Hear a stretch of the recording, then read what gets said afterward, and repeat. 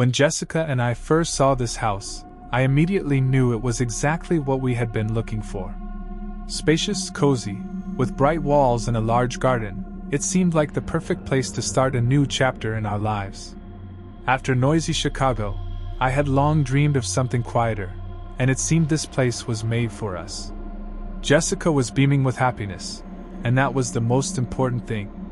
She immediately started unpacking our things and talking about how we would arrange the house. I, as usual, was more focused on practical matters, checking the heating systems, water supply, and looking into the basement. Everything was in perfect condition, as if the house had just been waiting for its new owners. The neighborhood looked like a scene from a magazine: well-kept lawns, white fences, kids on bicycles. The neighbors who came to greet us seemed so friendly that it was almost surprising. Everything looked so perfect that I almost started wondering where the catch was. The only thing that stood out from this idyllic picture was the house across the street. It looked abandoned.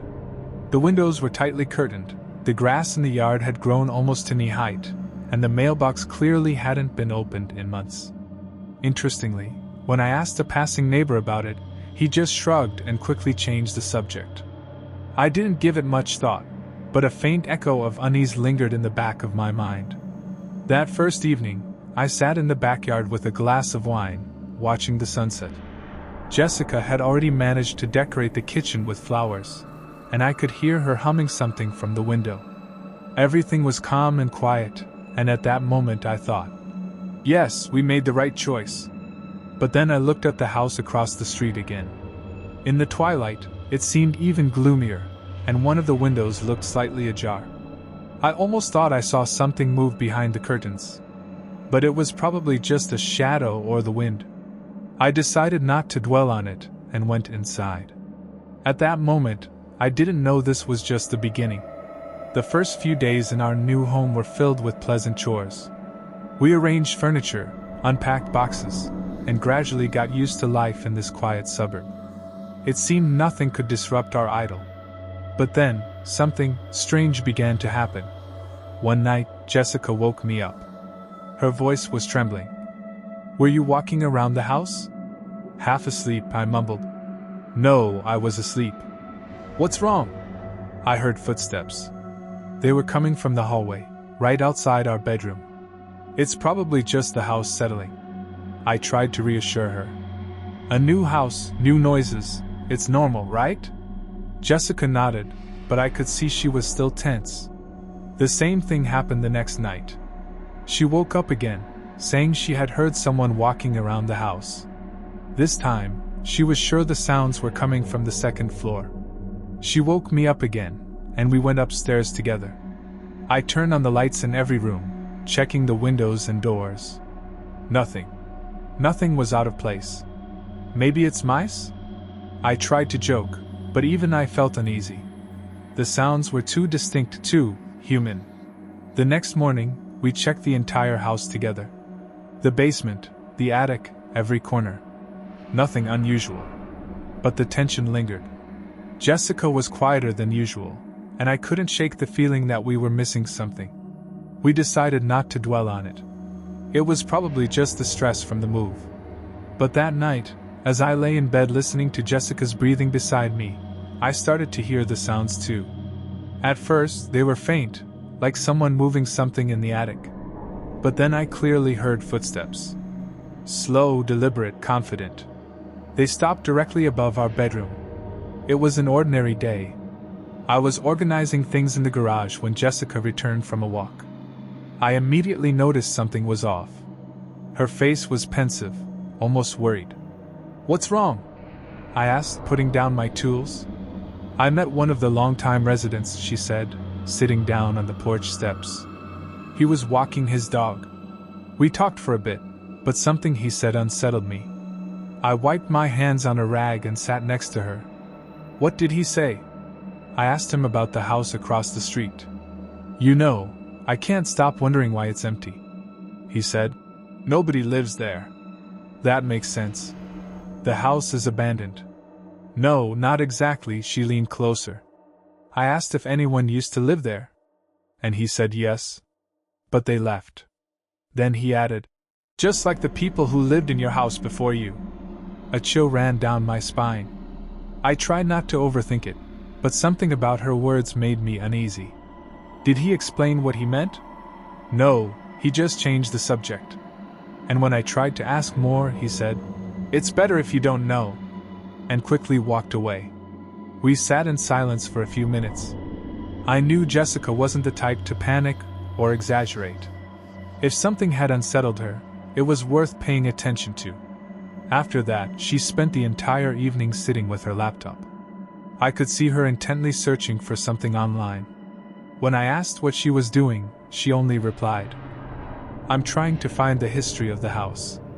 Maybe something happened here before, something we weren't told." But she didn't find anything. No mentions, no news, not even a hint that anything was wrong with our house or the one across the street. That made it all the stranger. I didn't want to admit it, but deep down, I was starting to feel uneasy too. The old man knew something. But what? And why didn't he want to talk about it? I woke in the middle of the night to Jessica's scream. At first, I didn't even understand what was happening. Her voice was filled with fear and panic.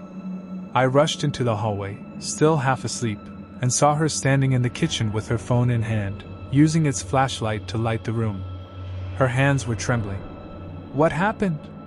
I asked, trying to stay calm but already feeling a cold chill spreading through my veins.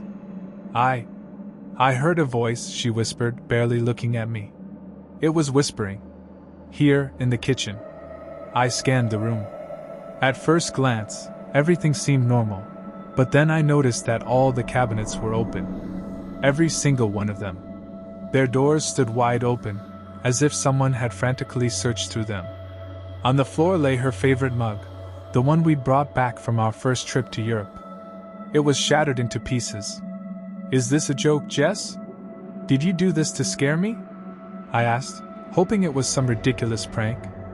But her face was pale, and her eyes were filled with genuine panic. "You think I'm joking?" "Mark," I heard a voice. It was here. At first, it was whispering, and then it got louder. I looked at the cabinets, at the broken pieces of the mug, and the fear I'd been trying to suppress began to grow inside me. Maybe it was a draft, or there's some explanation for this. My words sounded unconvincing, even to myself. A draft? Really? How could a draft open all the cabinets and break a mug? I didn't know how to respond. We thoroughly searched the entire house, turned on all the lights, and checked every door and window. Everything was locked. No signs of forced entry, no indication that anyone could have gotten in. "You don't believe me," she said quietly, but her voice wasn't angry, just full of despair. "I don't know what to think, Jess," I admitted honestly. That night, we hardly slept. Jessica sat on the couch in the living room, wrapped in a blanket, while I stayed nearby, trying to come up with a rational explanation. But every time I closed my eyes, the image returned to me, the dark kitchen, open cabinets, and the broken mug on the floor. I began to hear it too. Faint but distinct whispers that seemed to come directly from the walls. The next morning, Jessica barely spoke. She looked exhausted and frightened, but also resolute. "I'm going to the archives in the next town over," she said as we drank our morning coffee. "Why?" I asked, trying to hide my skepticism. "I want to learn the history of this place. I can't let it go." I sighed. I didn't like the idea, but arguing was pointless. I knew that when Jessica decided to do something, she wouldn't back down. She returned late in the afternoon. Her face was pale, and I immediately knew she had discovered something. "What did you find?" I asked as she sat down across from me. Her hands trembled as she pulled out a paper folder. "Can you believe this?" she began, not meeting my eyes. "The site of our neighborhood used to be one large house. In the 1960s, it burned down in a fire. A whole family died, a man, his wife, and their 3 children." My coffee cup froze midair. "That's terrible. But what does it have to do with us?" "The cause of the fire was unsettling," she continued. "The man and his wife had a terrible argument. They say he set the house on fire to scare her. But he didn't realize the children were inside. They all perished. My heart sank. Images flashed through my mind, open cabinets, whispers in the night, the broken mug. Jess, that's just an old story. People love to exaggerate, especially when it involves tragedies. I thought so too, until I saw this, she said and pulled out an old yellowed photograph. I looked closely at the picture. It showed a middle-aged man, thin, with a weary, almost grim expression. He was standing in front of a house. His clothing was dated, typical of the 1960s. "And? Don't you recognize the place?" Her voice trembled. I looked closer. Then a chill ran down my spine. The house in the background wasn't just familiar. It was the exact spot where our house now stood. That's our yard." Jessica nodded, her eyes welling with tears. "Mark, that man is standing where our house is now." We sat in silence, and the room seemed to grow colder. Suddenly, everything, the noises, the open cabinets, even the strange conversation with the neighbor, took on a horrifying new meaning. "Do you think it's connected?" I asked, but deep down, I already knew the answer. Jessica didn't reply, but the fear in her eyes said it all. We both understood that there was something in this house. Something that had stayed behind. And it wasn't going to leave us alone. Jessica and I decided not to wait. After everything that had happened, we knew this house wasn't for us. I could feel it becoming more hostile by the minute. Jessica nervously packed our things, her hands shaking. "We need to leave now," she said, glancing around at every sound. I didn't argue. We both knew that staying here even one more night was a risk we couldn't take. But as soon as we were ready to leave, everything went wrong. The lights went out. At first, I thought it was just a power outage, but the darkness was so thick it felt as if light no longer existed at all. And then we heard it. The whispering. It was everywhere, around us, above us, below us.